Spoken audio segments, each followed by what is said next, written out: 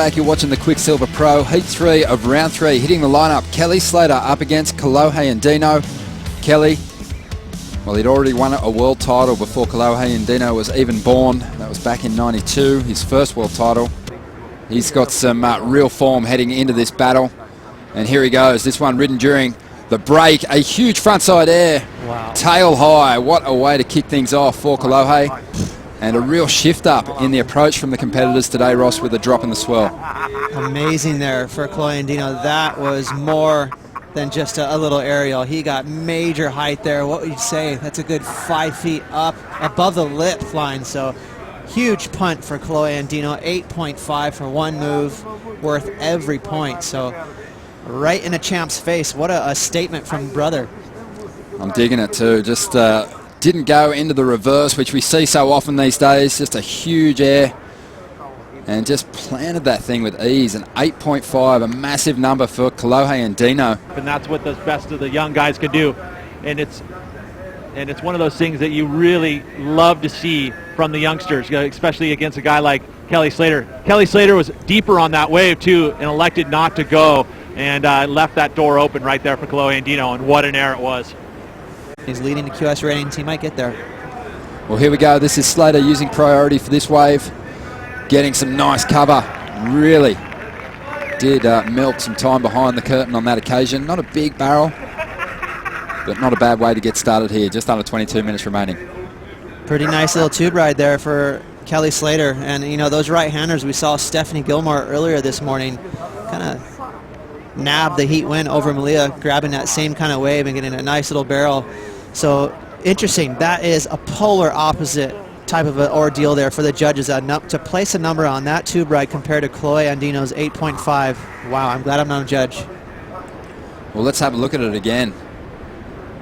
And very relevant, you know, not just a shampoo. He's not trying to manufacture some little head dip there. That's a proper little tube ride there for Kelly Slater. You can see some room right there. Good timing, stalled right at the takeoff zone. Now the wave gets a little bit more cramped for style in there, but he comes out smooth and finishes the wave nicely with an off the lip. With that air, it was a huge grab. Didn't flick it into rotation. Here he goes again. He's got another big section to play with. This time he goes to the air reverse, a trademark move for Kolohe, and it's a reliable turn for him. Brett Simpson, he threw an air reverse early on. So these guys are able to project forward, so the wind isn't an issue, the offshore wind. Yeah, see how he kicks his tail towards the beach. The first air, he got the grab with his front arm, so pretty technical. This one, he kicks the tail towards the beach to grab that wind. You know, picture a sail right there. You see how he kind of clicked the board towards the beach, and that's because that's where the wind's coming from. And they're trying to drop it in the scale that's already set. 7 for Kelly, 8.5 for Kolohe and Andino's first big air. That air not as big, but he got the rotation. And it's been an exciting clash so far, really living up to the hype as Slater. He gets some speed. He's looking for something big on the inside. He's going to go the alley-oop. He'll ride out of it. Love it. So a composed effort there from Kelly, starting to match Kolohe above the lip. The locker is, I think he's taken over the locker next to him. Well, here we go. Kolohe and Andino up once again. Drifts the fins on that first turn. Got a little unbalanced riding out of that maneuver. 13.5 minutes to go. Slater on the inside, moving further south, away from Kolohe and Andino. If Kelly moves to a different bank. But let's see Kelly Slater's air from earlier on. The big alley-oop. I love all the speed that Kelly generated, and that was clean. You know, sometimes I was just talking about how Kelly can look a little bit more old school when he does airs, but that was nice. You know, he didn't look funky at all. And now this is down the coast a bit here. It's a good 100 to 150 yards away from Kolohe and Andino. And look how much longer the waves are. There is some backwash to deal with over here. That's the bad part about this little bank. But it's much longer. That wave didn't really pan out for Kelly, though. I don't think that's going to improve his situation. He's been really testing. Kelly's got one. Here we go. Slater jams that first section. Gets a bit of release in the tail. A very critical pocket turn and getting a solid finish, trying to throw everything into that last maneuver, but doesn't ride out of it. So this will be interesting.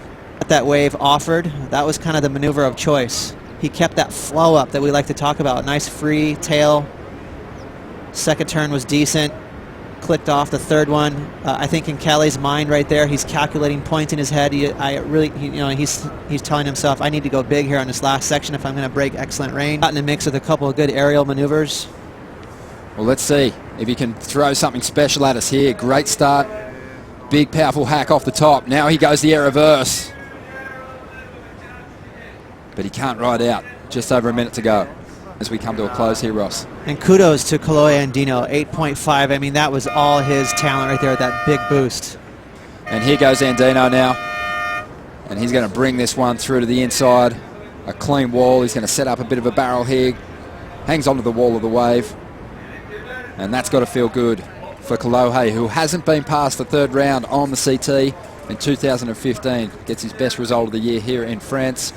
And who knows, he could go on to win this contest with surfing like that. That was an impressive win from Kolohe and Andino. One of the cleanest heats I've ever seen him produce. You know, that was all him. He manufactured those scores. He didn't get lucky with catching a great wave.